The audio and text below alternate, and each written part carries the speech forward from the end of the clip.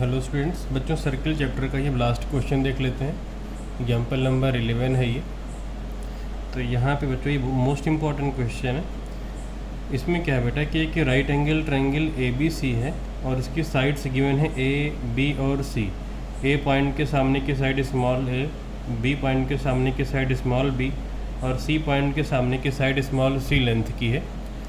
Angle C बच्चों 90 degree है और ये जो ट्रायंगल है राइट एंगल ABC, ये एक सर्किल को सरकमस्क्राइब कर रहा है, मतलब चारों तरफ से टच कर रहा है।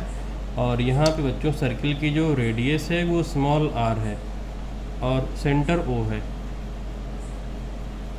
तो अब अगर यहाँ पर आप ध्यान दो बच्चों, अगर रेडियस से हम पॉइंट ऑफ कांटेक्ट PQ को ज्वाइन करें तो ये 10.1 थ्योरम से 90 डिग्री हो जाएगा। दैट मीन्स कि टेंजेंट और रेडियस परपेंडिकुलर होते हैं। एंगल C 90 था। तो अब हमको यहाँ पर गिवन और ज़रा टू प्रूव लिख लेते हैं कि क्या क्या लाना है और क्या गिवन है। तो given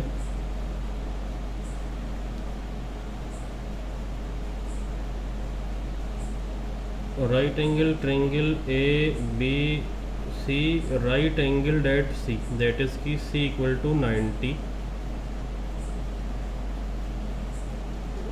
AB equal to C, BC equal to A and AC equal to B given है। थर्ड पॉइंट, ट्रायंगल सरकमस्क्राइब कर रहा है। तो ट्रायंगल ABC सरकमस्क्राइबिंग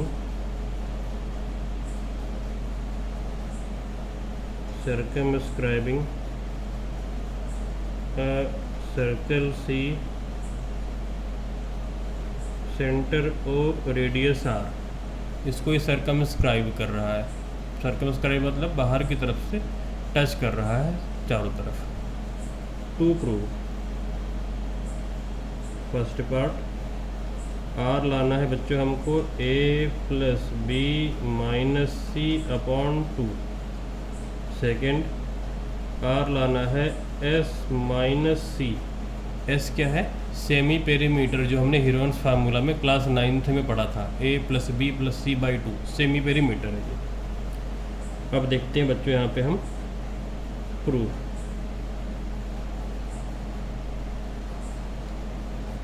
तो प्रूफ कैसे करेंगे, ध्यान से देखिए बच्चों।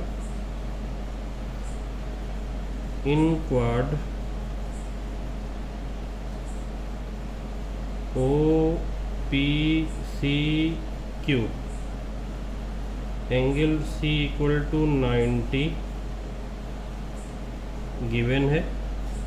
Angle P equal angle Q equal to 90 degree होगा। ये रीजन लिखेंगे radius perpendicular to tangent, implies that angle O equal to 90 degree. जब किसी क्वाड के 3 एंगल 90 हो गए, टोटल एंगल 360 होता है, तो ऑब्वियस सी बात है जो चौथा एंगल बचा O वो भी 90 ही होगा। रीजन में आप लिखोगे ASP ऑफ क्वाड्रिलेटरल। अच्छा, इसके बाद देखो बच्चों, क्योंकि चारों एंगल 90 हैं तो अब ये स्क्वायर भी हो सकता है, रेक्टेंगल भी हो सकता है। बट ये रेक्टेंगल नहीं होगा, स्क्वायर होगा। क्यों? क्योंकि देखो ये OP और OQ दोनों रेडियस एडजेसेंट साइड इक्वल हैं। अब अगर ये रेक्टेंगल भी हुआ तो सामने की साइड तो इक्वल हो जाएंगे, तो चारों साइड इक्वल हो जाएंगी। तो यहाँ पे आप लिखोगे आगे आप OP equal to OQ equal to R। Adjacent side equal हो गई, सारे एंगल 90 हैं। कंक्लूजन आप तुरंत ड्रॉ कर लो, implies that OPCQ is a square. OPCQ क्या हो जाएगा? Square. Implies that CQ equal CP equal OP equal OQ equal to R। ये सब R हो जाएगा। अब CQR है। अगर बच्चों CQR है तो पूरा ACB है। CQR है, पूरा ACB है, तो AQ कितना बचा? तो इम्प्लाइज दैट AQ हो जाएगा बी माइनस आर, और उसी तरीके से बी पी भी कितना हो जाएगा। अच्छा, ए क्यू जब बी माइनस आर हुआ तो आप यहीं पे देखो, यहाँ पे एक छोटी सी एक हम लाइन ड्रॉ कर लेते हैं सेकेंड हाफ करने के लिए। इस तरह implies that A Q equal to B minus R, क्योंकि ये आर हुआ। अब A Q B minus R है बच्चों, तो आप ध्यान से देखो, अगर ये A Q B minus R है, क्योंकि देखो सी क्यू आर है, सी क्यू आर क्यों है, क्योंकि ये स्क्वायर है। अब सी क्यू आर है तो आपने बताया कि ए क्यू हो जाएगा बी माइनस आर, क्यों, क्योंकि टोटल ए सी बी है। अब अगर A Q B minus R है तो आपको पता है कि ए क्यू और ए आर तो इक्वल है 10.2 थ्योरम से, tangent drawn from external points are equal. तो अब अगर A Q B minus R है तो ए आर भी बी माइनस आर ही होगा। इस बात को मेंशन कर लेते हैं यहाँ पे हम, implies that A Q equal to A R equal to B minus are.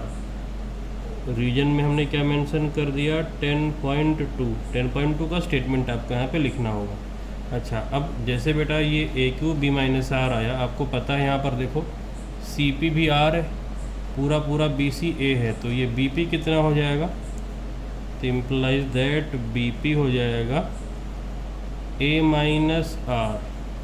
अब अगर ये B P A minus R है, ए माइनस आर कैसे हुआ, क्योंकि ये स्क्वायर है, सारी साइड स्मॉल आर है, तो सी पी भी स्मॉल आर है, सी पी स्मॉल आर है, पूरा पूरा बी सी ए है, तो ये बी पी बचेगा कितना, ए माइनस स्मॉल आर। अब बी पी और बी आर अगेन 10.2 थ्योरम से इक्वल है, लिखो यहाँ पे B P equal to B R equal to हो जाएगा बच्चों ए माइनस आर, और ये थ्योरम 10.2। इक्वेशन का नंबर दे दो, इसे इक्वेशन 1 और ये इक्वेशन नंबर 2, और प्लस जो हमने अभी बेटा शो किया है ना उसे यहाँ पे मार्क कर लेते हैं। तो मार्किंग कर ली जाए ज़रा यहाँ पे फटाफट, ज़रा मार्किंग कर लेते हैं। तो ये आर आ जाएगा, ये भी आर, ये इधर कितना बचा ए माइनस आर, अगर ये ए माइनस आर, सिमिलरली ये इधर कितना बचेगा बी माइनस आर, क्योंकि ये आर था पूरा पूरा बी था, तो ये B minus R, A Q B minus R हुआ तो ए आर भी बी माइनस आर हो जाएगा। अच्छा, ये B P A minus R है, तो ये बी आर भी ए माइनस आर होगा 10.2 थ्योरम से। तो इस पे यहाँ पे जो मार्किंग करिए, ज़रा बच्चों एरो लगा लेते हैं हम, एरो से मार्किंग कर लेते हैं। ये आर इधर, ये पूरा ए माइनस आर, सिमिलरली इस साइड भी।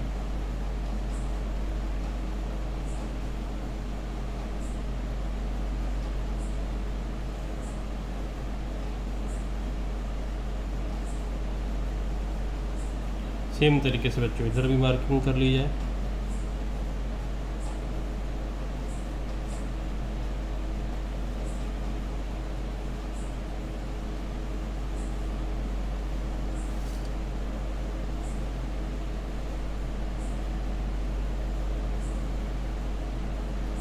तो हमने हर तरफ से मार्किंग कर ली है। अब देखो बच्चों, ए माइनस आर और बी माइनस आर दोनों मिलाकर कितना होगा, स्मॉल सी, तो उसको इक्वेट कर देते हैं। तो फ्रॉम इक्वेशन 1 and 2 आप इक्वेट कर दो। फ्रॉम इक्वेशन 1 and 2 क्या होगा बच्चों, कि ये ए आर और बी आर दोनों मिला के ए बी हो जाएगा। तो फ्रॉम इक्वेशन 1 and 2 आप सीधा इक्वेट कर दो। From equation 1 and 2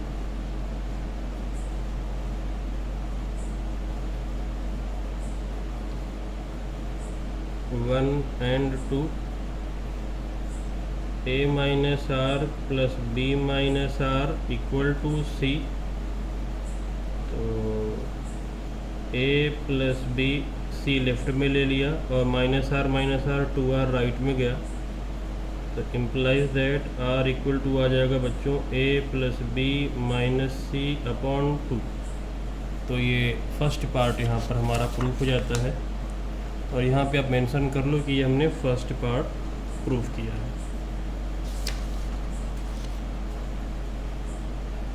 hence proved. अब सेकंड पार्ट के लिए बच्चों, आर इक्वल टू आप ला चुके हो ए plus B minus C upon 2, या प्रूफ कर चुके हो, प्रूव्ड अबव।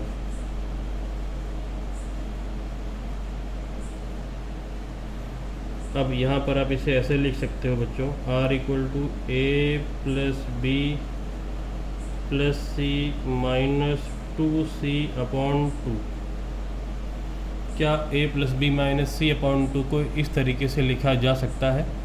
बिल्कुल लिख सकते हैं। देखने में तो दोनों अलग अलग हैं, बट प्लस सी और माइनस 2c है, तो फाइनली सॉल्व करके क्या आएगा, माइनस सी।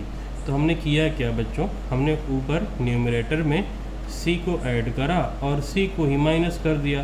तो c को ऐड करा तो प्लस सी आया, और जब c को माइनस किया तो माइनस सी था ही था, एक माइनस सी और आ गया तो माइनस का 2c हो गया। अब बच्चों हम क्या करेंगे, इसे स्प्लिट कर देंगे। इसे स्प्लिट करेंगे तो ये हो जाएगा a plus B plus C upon 2, इसे अलग लिखा, और माइनस का 2c अपॉन 2 इसको अलग लिख लिया। इसे हम स्प्लिटिंग बोलते हैं बच्चों। a plus B plus C total upon 2 अलग लिखा, और माइनस 2c अपॉन 2 अलग लिख लिया। अच्छा, कई बार बच्चों को ये प्रॉब्लम होती है कि सर ये कैसे लिखा, तो इसके लिए देखो, जैसे हम बच्चों छोटे क्लास में करते थे, मान लो कभी ऐसा लिखा होता था 2/7 प्लस 3/7, तो हम न्यूमरेटर को तो बच्चों ऐसे ही ऐड करते थे ना, 2 + 3 अपॉन 7। तो इस प्रोसेस को हम एडिशन बोलते हैं। लेकिन अगर ये लिखा हो राइट वाला पोर्शन और लेफ़्ट वाला पार्ट हमको लिखना हो, तो इसको हम क्या बोलते हैं बच्चों, एडिशन का उल्टा स्प्लिटिंग, स्प्लिट करना। 2 + 3/7 था, तो उसको वापस से ब्रेक करके तो लिखा जा सकता है ना, 2/7 अलग और 3/7 अलग। तो हमने वास्तव में ये सीधा प्रोसेस कई बार किया है, उल्टा प्रोसेस उतना फेमिलियर या उतना कॉमन नहीं होता, तो इसलिए बच्चों को कम समझ में आता है पहली बार। अगर आप ध्यान से देखोगे तो सेम ही है, डिनोमिनेटर सेम था, न्यूमरेटर ऐड हो गया। अब चाहो तो आप न्यूमरेटर को अलग अलग कर दो, और डिनोमिनेटर सेम था, सेम आप लगा सकते हो। तो वही काम बच्चों यहाँ पर भी किया गया है। अगर आप देखो तो ये क्या था, डिनोमिनेटर सेम था, तो हमने ये a प्लस बी प्लस सी पूरा एक न्यूमरेटर अलग कर दिया, माइनस 2c अपॉन 2 ये अलग कर दिया। तो ये न्यूमरेटर यहाँ आ गया, ये वाला न्यूमरेटर यहाँ पे आ गया, बीच का minus sign as it is है। अब आगे आपको पता है a plus B plus C by 2 को आप s बोलते हो ना, सेमी पेरीमीटर। आपने हीरोइंस फार्मूला में पढ़ा था बच्चों, तीनों साइड का सम अपॉन 2, उसे हम क्या बोलते हैं, सेमी पेरीमीटर बोलते हैं। और यहाँ से अगर आप देखो तो ये 2 से 2 कैंसिल आउट हो जाएगा, तो ये 2 से ये 2 कैंसिल आउट हो गया, तो फाइनली बचा कितना, केवल माइनस का c बचा। तो r आ गया s माइनस c, और यही हमको लाना भी था इसमें कि r आ जाएगा हमारा बच्चों s माइनस c।